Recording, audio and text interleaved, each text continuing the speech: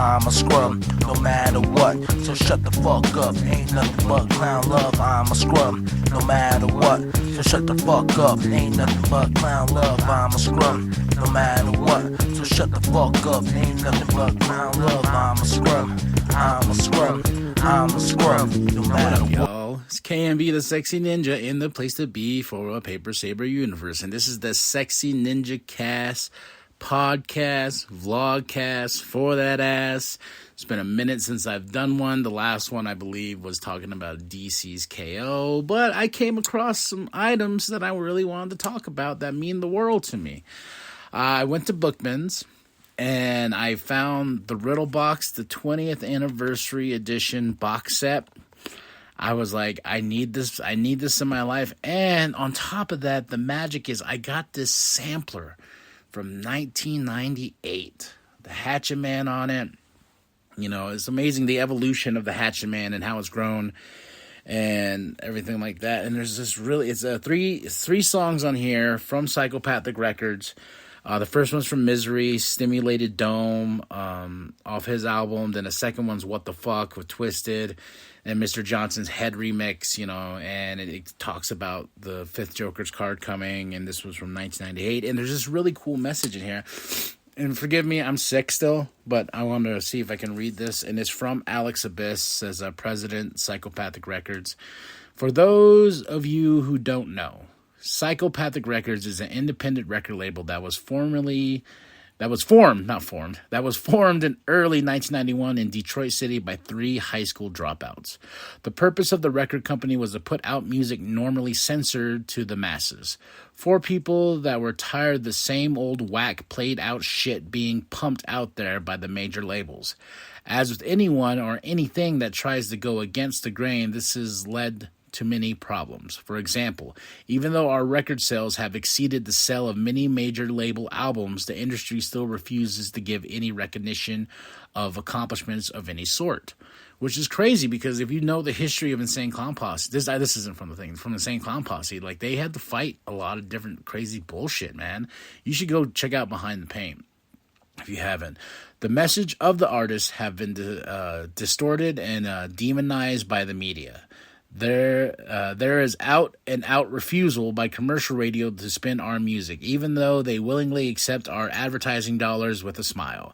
And as far as the videos go, we literally physically kicked out of MTV for trying to make the vice president watch one of our videos in full.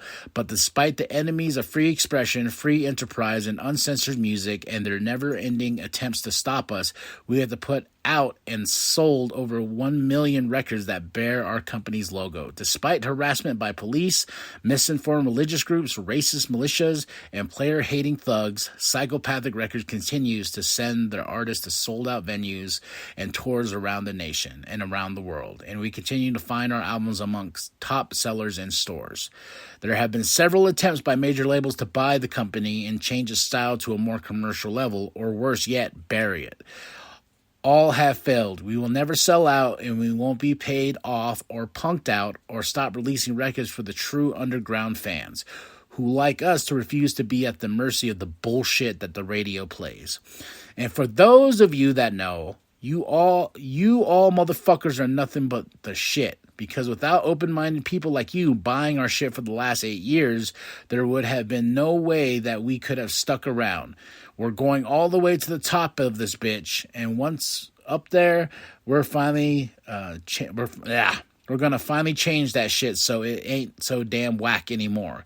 All the scared, ass-kicking, whimpering little DJs and their programmers are gonna play our shit and like it, or they will get a boot upside their face. Alex Abyss, President, Psychopathic Records. And I just watched a really great interview with Shaggy 2 Dope, talking about their comeuppance and everything like that. And this is just really cool, man. I feel really bad for whoever had to get rid of this. I got it for like $15 on from Bookman's and stuff. But man, this is a treasure. I will treasure this forever and treasure those words, DIY, baby. And I just got an update saying I've been doing this podcasting for 8 years. That's fucking crazy, and it's more or less passion and love at this point, Because when I first started, like, it was all about us doing something and getting big and, you know, being the best podcast out there. Now it's all about passion projects and making art and stuff like that. But no, like, this sent me down a sentimental road. I remember buying the Riddle box, and it was my uncle, because when I got into them with the Wraith, which just had a birthday this month too, you know, and that got me my sentimental, like, little ushi-mushi feelings and stuff. And then getting this, I was like, man, I gotta have this box set. It comes with some really great, what I really like about it is there's a breakdown track by track on here with the booklet and stuff. There's just some really cool pictures of Shaggy and Violent J from this era. I'll read a little insert here. Cemetery Girl. I love this song. Violent J. Cemetery Girl was us just trying to be as ill as we could. Just that wicked shit. We had this Halloween tape, and it had all these weird Halloween songs on it, and one of them was called Cemetery Girl. It was this weird, almost nursery rhyme song, and I thought that was really cool. So that inspired Cemetery Girl. Shaggy 2 Dope. You know what's awesome about Cemetery Girl? After Anna Nicole Smith died, there was an True Hollywood story about her, and there was a part of that where they were playing the instrumental for Cemetery Girl for background music. Hey. Let's do this little insert. 3 Rings, Shaggy 2 Dope.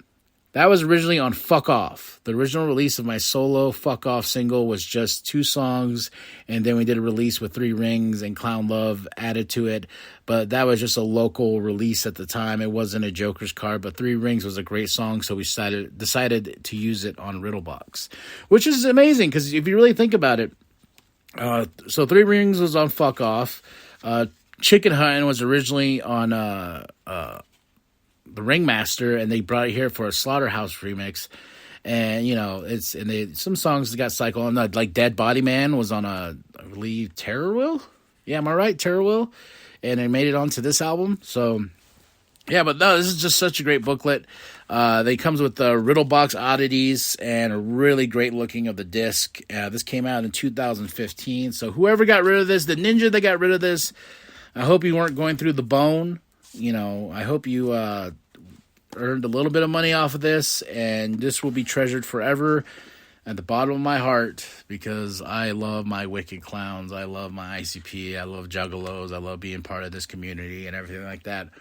And wearing my Hatchet Man, having Hatchet Man tatted, you know. And I love talking to people about being a Juggalo, especially people who don't know. I love when I get people, like, you know, especially I work with a younger staff, you know, of this generation, you know, and I remember, like, funny, going to Riddlebox, there was an employee I had, she really likes writing lyrics down, mostly Nickelback, and she's like, Kyle, have a song, I want to write all the lyrics down in this book she had. And so I was like, okay. And I was like, Dead Body Man by Insane Clown Posse. And she's like, oh, okay. And then she did the lyrics. And she's just like, what the fuck am I, like, what am I writing? I was like, it's one of my favorite songs. This is why I can't play DJ at my work. They wouldn't let me. Or half the shit I would play. I've shown a few things. I showed, you know, I think this generation, like, I can show them Ouija Mac, and they're like, oh, this is like Suicide Boys. I'm like, yeah. You know, but it's just crazy, man. And it's awesome still seeing artists that I follow still rocking it, man. And a lot of them got, you know, staying in the underground of it. And I don't know, just buying these 2 things today just made me happy. I still need to pick up the Knot. I haven't picked up the Knot yet, which I need to do. And I have been slowly rebuilding my collection, just because there was a point, like this Poor Ninja, hopefully not Poor Ninja.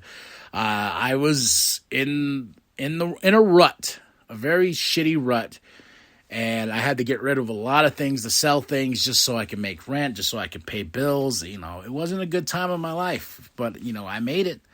And I think doing this podcast for so long, it just puts me mentally in a state of like, hey, man, there is some worth to you. You know, I always tell everybody, I had this mindset ever since seeing Deadpool and Wolverine, you know, that message of I just want to be want to be somebody. I just want to matter to people, you know. And people tell me, like, oh, you matter. I know. I was like, I know. I'm just talking about the moral message of what Deadpool's saying. He just wants to matter to this world, and I, you know, give something to it. And, you know, and then the message of his friends and family. He matters to people. We matter to life, and that's what's so crazy about the Insane Clown Posse. That's why they mean so much to me, because every album means something, especially the Riddle Box. You know, you turn the crank, you don't know what you're going to get, you know, about life and death, what's at the end.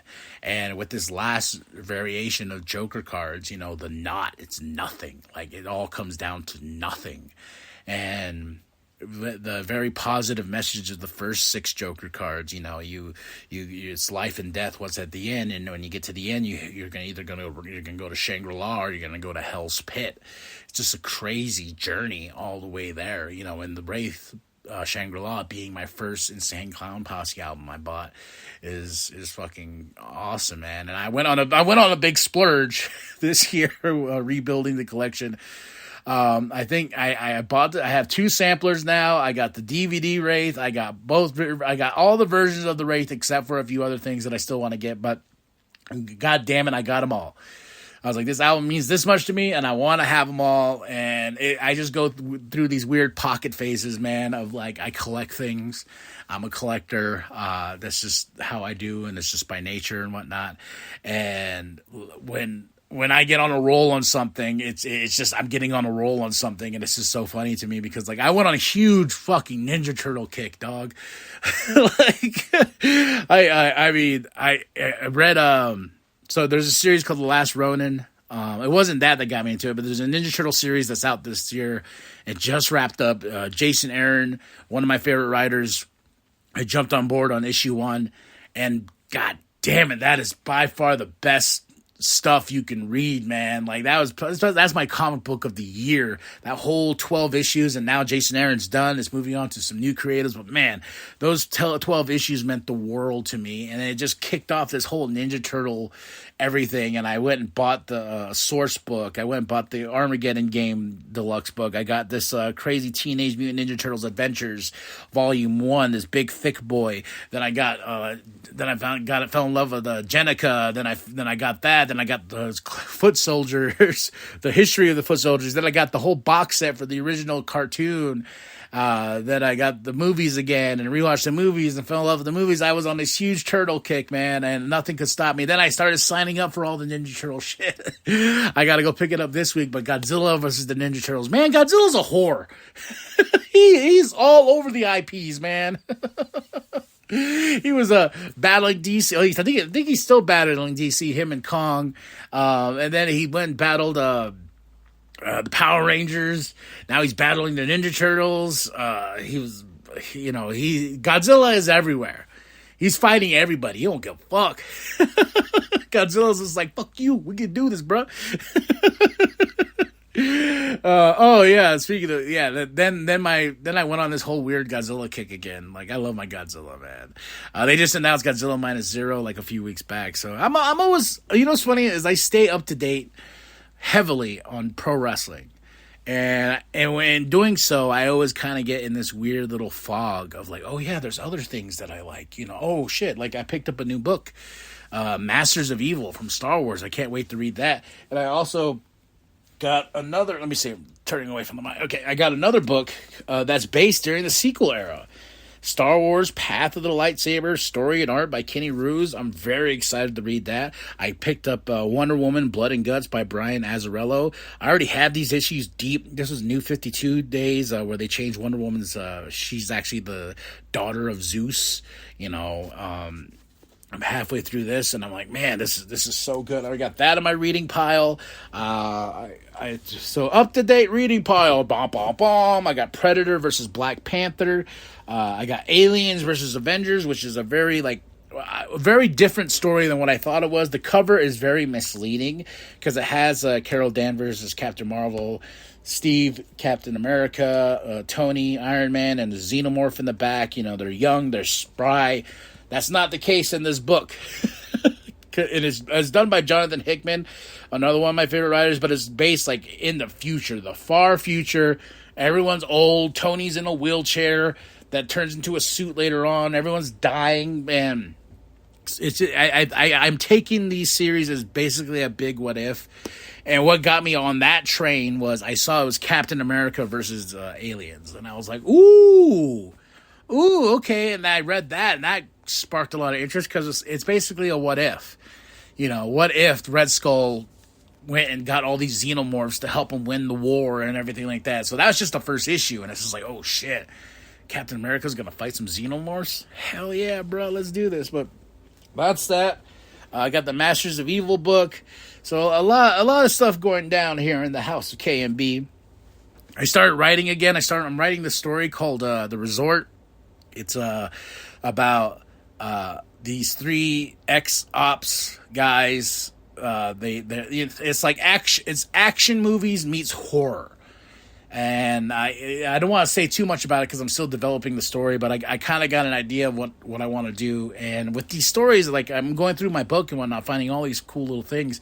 I'm thinking, I might as well just put together like a mini short story K&B book. I think that would be cool. Yeah, so many things going on in the brain and being sick. I stopped walking again. Just because of being sick, like this thing is killing me. I don't know what it is, man. Like sore throats, living off Theraflu, and I've been eating like crazy because like there's some days where I just don't eat at all. This could be another form of COVID. I don't know.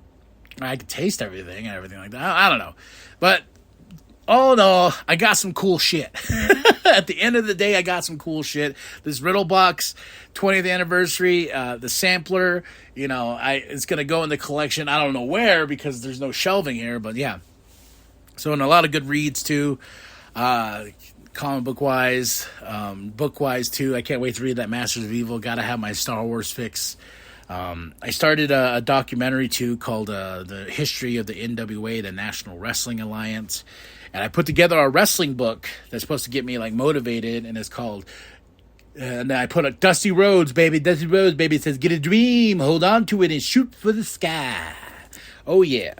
Motivation is key. You got to put those motivational elements around. But I just want to jump on here and talk about this really cool, dope booklet, how much the Riddle Box I love, from every song off this album that means so much to me.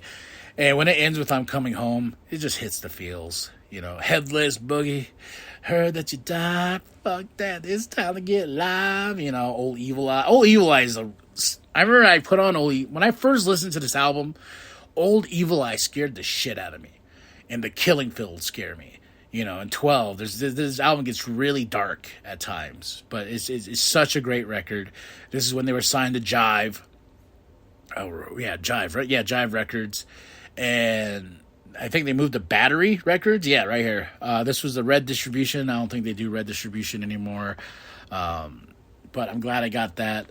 So now that I bought these two things, now my Juggalo side of me is like, ooh, I should go get that anniversary edition of The Great Malenko. Ooh, I should go get this. There's still things in my collection that I'm missing, and it's pissing me off.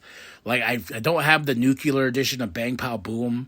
I looked online. That thing is going for crazy amounts of money. There's things in my wrestling DVD collection that I'm missing. I don't have all. I have WrestleMania 30. I don't have 31, 32, 33, but I have everything after that. And it's driving me nuts, man. But picking these up, man, this meant the world to me. I thought the sampler thing was really cool, man. And if you can see on the thumbnail of the show, like the Hatchet has evolved so much in the past few years.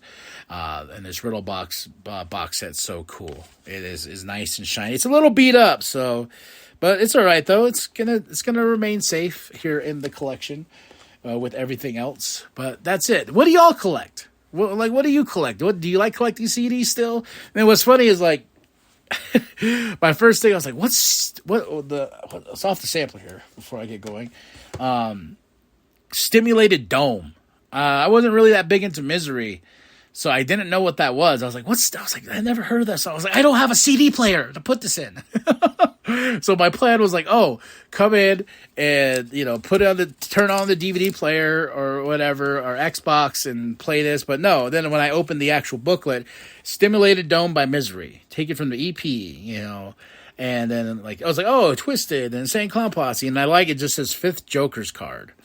Then questions or comments, please call or fax 248-347-3313. Phone 248-347-3137. Fax Insane Clown Posse hotline. Call anytime is free. 734-480-3910. And the Lotus Pod no longer there, which makes me sad too. But there. Now I'm all like in Juggalo mode. Now I want to go buy a Fago and go say whoop whoop and jump off some shit. All right, y'all. Well, that's it. That's all. Tell me what you collect. What is your things going on? I know I got on a little bit of a rant, but it is what it is, and that's the Sexy Ninja Cast for this week. I'm going to try to ramp these up a little bit more and talk about some cool shit, man. All right, like and subscribe. Share with your grandma, share the bone down at Walmart. I am KMB, the Sexy Ninja, and remember to stay sexy, ninjas. Almost did the New World podcast out, but stay sexy, ninjas. Whoop, whoop! I'm a scrum, no matter what. So shut the fuck up, ain't nothing but clown love. I'm a scrum.